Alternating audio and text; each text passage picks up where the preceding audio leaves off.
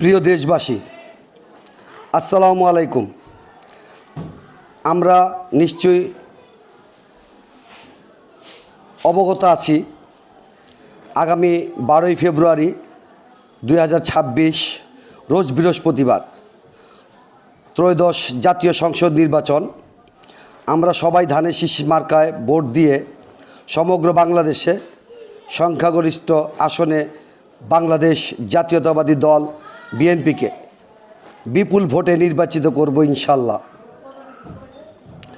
আমাদের একটা কথা মনে রাখতে হবে যে জাতীয় সংসদ নির্বাচনের পাশাপাশি আরও একটি ভোট আছে যা অনেকেই জানেন না। হ্যাঁ ভোট এবং না ভোট। আমরা সবাই মিলে না ভোটে সিল মারব, কারণ হ্যাঁ ভোটে সিল মারলে সংবিধান পরিবর্তন হয়ে যাবে। 30 লক্ষ শহীদের রক্তের বিনিময়ে যে স্বাধীনতা আমরা পেয়েছি তা থাকবে না। 3 লক্ষ মা বোনের ইজ্জতের বিনিময়ে যে বাংলাদেশ আমরা পেয়েছি তা আর থাকবে না। 16 ডিসেম্বর কিংবা 26শে মার্চের মতো জাতীয় দিবসগুলো আর থাকবে না। বাংলাদেশ ইসলামী জামাত ইসলামী ও এনসিপি চাচ্ছে 71কে বাতিল করে 36 জুলাইকে স্বাধীনতা হিসেবে প্রতিষ্ঠিত করতে। তাই আসুন আমরা সবাই মিলে জামায়াত ইসলামী ও এনসিপির এই কূটকৌশলের বিরুদ্ধে রুখে দাঁড়াই।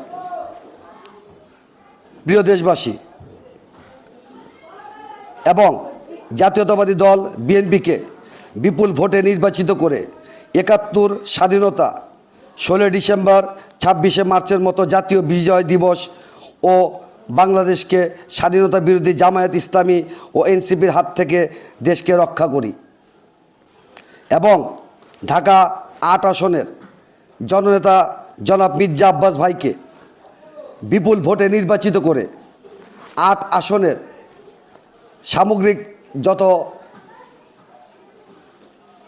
না করা কাজ আমরা আমাদের নেতা জনাব মির্জা আব্বাস ভাইকে দিয়ে এই 8 আসনের সর্বত্র কাজ যেন আমরা করে নিতে পারি, আমরা তার কাছে এই দাবি আমরা জানাবো এবং তাকে বিজয়ী করে আমরা ঘরে ফিরব। এর আগে আমরা ঘরে ফিরব না ইনশাল্লাহ। প্রিয় দেশবাসী, আপনাদের সবাইকে সতর্ক করার জন্যে আমি আমার এই বক্তব্যটি প্রদান করলাম। আপনারা সবাই অবশ্যই না ভোট দিয়ে 71-এর স্বাধীনতাকে অক্ষুণ্ণ রাখবেন, এই আশা করেই আমি আমার বক্তব্য এখানে শেষ করলাম। বাংলাদেশ জিন্দাবাদ, বাংলাদেশ জাতীয়তাবাদী দল জিন্দাবাদ। সবাইকে ধন্যবাদ।